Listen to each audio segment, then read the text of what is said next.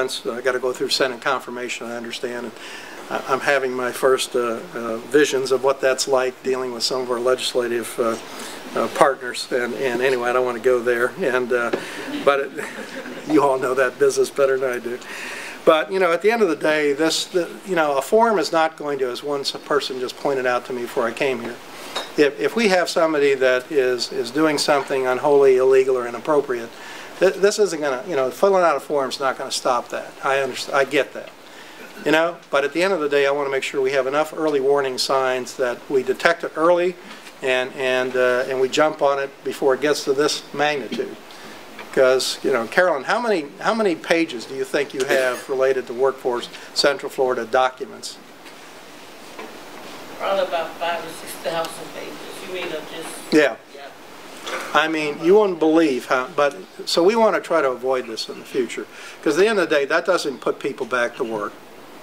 It doesn't fulfill the other missions of DEO. It doesn't deal with the proactively, what are our risk profile? Because I came from a world where we did have a senior steering committee looking at the areas of risk management and trying to be proactive and think through. And again, that's what Joe and I and Tony Lloyd, for those of you all that know Tony, came out of the House Appropriations, was Budget Director of Revenue. He's our new CFO.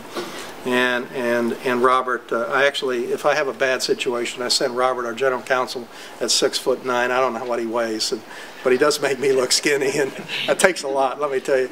And Joe being a black belt, I figured, we've got the enforcement team at DEO. The Goon Squad. The Goon Squad, exactly. And Tony is a retired military type, and so anyway.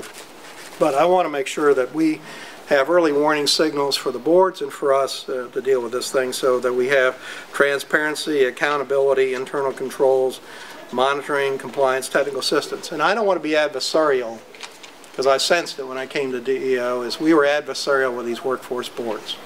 They need to view us as a partner. And quite frankly, I hope and expect our team's getting that. Yes, we have an oversight, fiscal oversight, and audit responsibility, but at the end of the day, we're all in this together.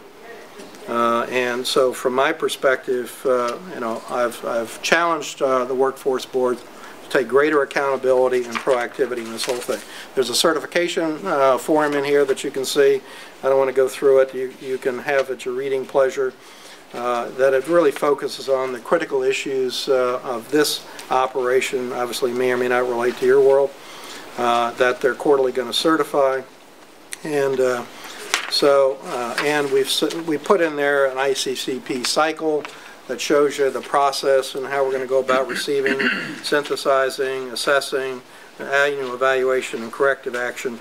And really it's a control health indicator through the 3-point scale in terms of we're trying to keep it simple in a complex world, and there's a lot of programs, federal programs, as you know, in this world. And so from our perspective, we're going to rank them on a 5-point scale, and they're very anxious about it, I can tell you that. They don't like Big Brother watching, of course none of us do, but at the end of the day, that's the responsibility we all have, that's the responsibility you all have from my perspective. So, with that, I'd be happy to answer any questions, this may or may not work, but I can tell you from my perspective, with the amount of time and energy that was spent every week in the governor's office, quite frankly, reporting on this thing, and I'm sure my predecessors had more than their fair share, and Carolyn and Joe, and I can tell you the workforce board, all of which is new, and leadership, all of which is new. And I had to send somebody down. I guess Kevin Neal was down there for 9 months. We had to send somebody down there to run the agency out of DEO and pull him out of his job and ship him down there basically to live there for 9 months to clean it up. So we want to make sure that we've learned from our mistakes and that we never let it happen again, at least to the extent we can control it. So I'd be happy to answer any questions. Melinda, I appreciate the opportunity. I appreciate your partnership, because I do view this as a partnership. Joe is an integral member of our senior leadership team at DEO, and we meet every week and talk about issues of common concern. It's just not, what do they call it, weather and whatever, there's some term for it. We don't have superficial meetings. But at the end of the day, I've really, and I'll just tell you what kind of guy this is too, and he probably, this will embarrass him. You know, the governor, myself, and Dave Wilkins are going tomorrow down to Apalachicola, and you know, we have a food drive. Whether you know this or not, READY is under the leadership of DEO, which is Rural Economic Development, and Adam Hollingsworth came in and decided we needed to rejuvenate and reprioritize that. And in my last meeting, we had 50 people participate in that meeting, and a lot of it was all about what can we do to fix or help Apalachicola and what they're going through in the oyster industry. But you know, we're doing a food drive, and some of the agencies are supporting us. And Joe came in, I said, what are all those bags of groceries? He came in with 10 bags of groceries this morning that he sent out the word yesterday to a scout troop. And so we're taking food down there tomorrow, and not as a photo op, because the food's actually not going to go where we're going to be, in the governor and Dave and I. But you know, again, we're trying to help out, because what I heard at the READY meeting was these people are going, you know, they have $5 in their pocket, and other than food stamps, and we've sent the mobile van from DEO down there to help on the unemployment, reemployment side, and trying to get these people back to work in some other industry. And we're going to have an emergency grant, but at the end of the day, he's an inspector general with a heart, and not heartless, but he's leading by example, and that's what I expect of my management team. So again, I appreciate the opportunity to be here with you all. Melinda, thank you for your partnership and support. I don't know what I would have done, you know, to replace James Matthews. Sure, question? Yes, I was wondering, once you get the forms back, once you get the certifications back, I see it looks like it's going to the CFO. So will it be his staff that will be taking them and reviewing them? How will it work once it comes back? Do you want to answer this better than I? Sure. One of the things to point out is all this that created the need for the ICCP program wasn't in an environment where there was no oversight or monitoring. One of the slides will show you a number of points of monitoring of the workforce system. There was programmatic reviews. We have a financial monitoring group that goes out and does work and contracts with independent CPAs to do evaluations of the workforce boards.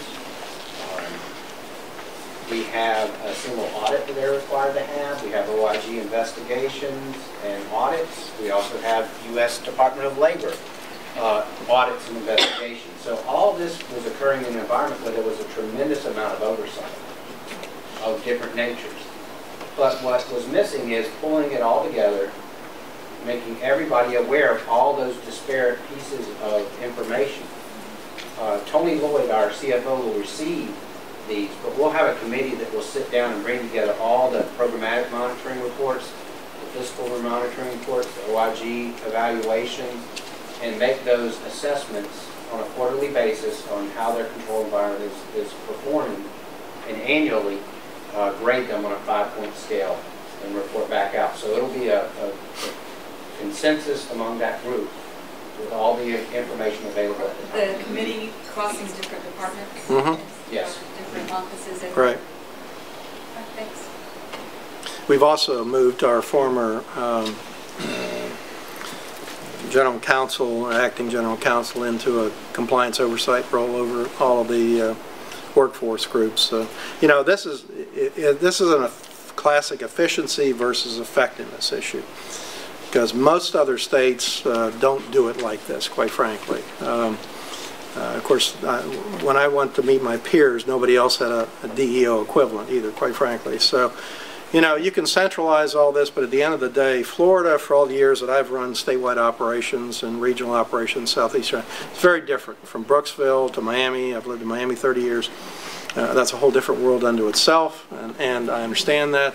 And I live in Walton County now, Santa Rosa Beach. That's a whole different world too. But you know, at the end of the day, the workforce system, and Dave Wilkins actually, when he was at Accenture, they had the contract to design this thing. And the first time I met Dave for lunch, and he said, "Do you really think that workforce thing works? Do you think we got it right?"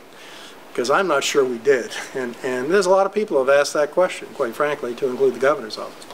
But you know, the thing that it does do well is that they are in touch with our local communities, and these are community representatives, and they understand their environment. Because I got to tell you, Miami's a whole hell of a lot different.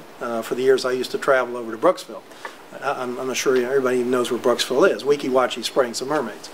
And, you know, but at the end of the day, you know, so every community is different, the needs of the communities. So this is trying to balance a very decentralized workforce system that is obviously centrally funded within very strict parameters, and try to bring all this together in a way that keeps it simple and that gives these boards the oversight that they need to have to run these operations. Because we can't tell them what to do and how to do it and when to do it. Linda. I have a question. Sure. And you don't have to answer it now. If you would like to ponder it, feel free. But I'm really interested in the Inspector General community helping the governor and Dave Wilkins and yourself breaking down silos, looking at enterprise projects. And I was just curious from your perspective, do you see an opportunity for us to help in that regard?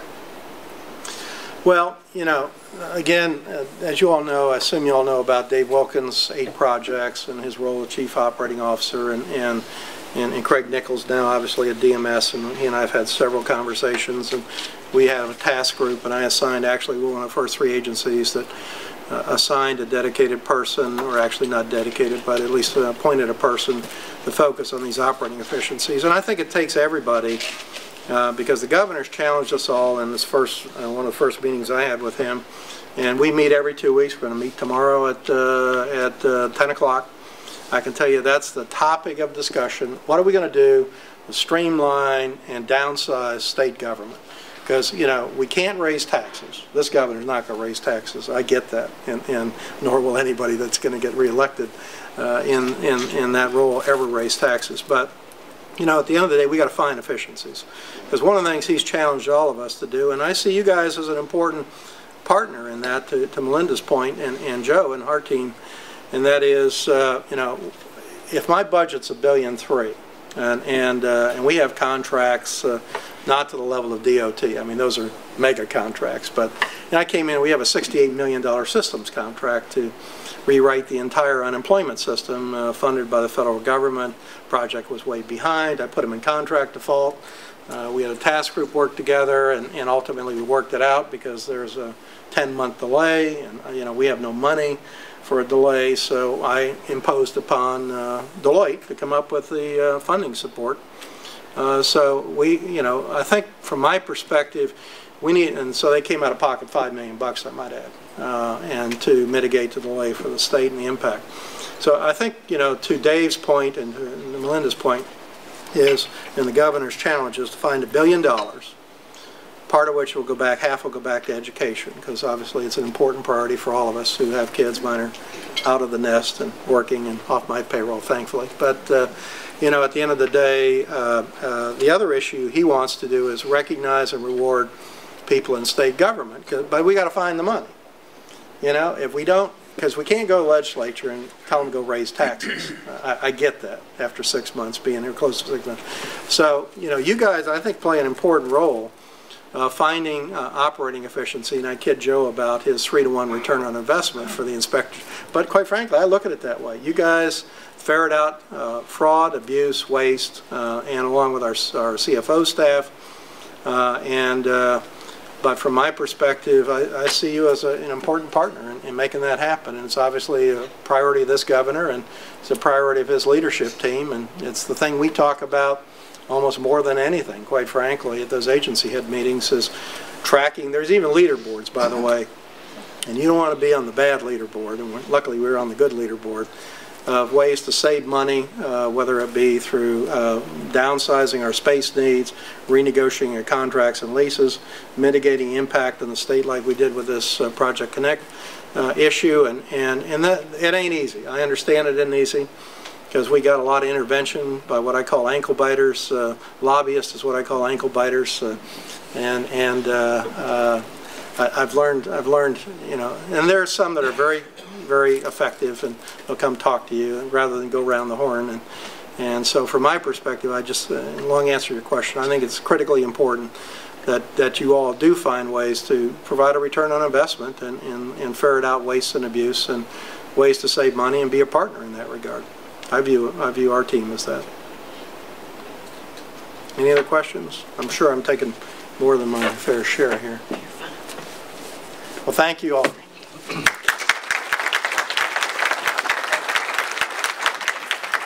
got an umbrella, huh? Before you go, and it's Do I not have to just fu- an umbrella, it has an Association of Inspectors General logo on it, so. Wow.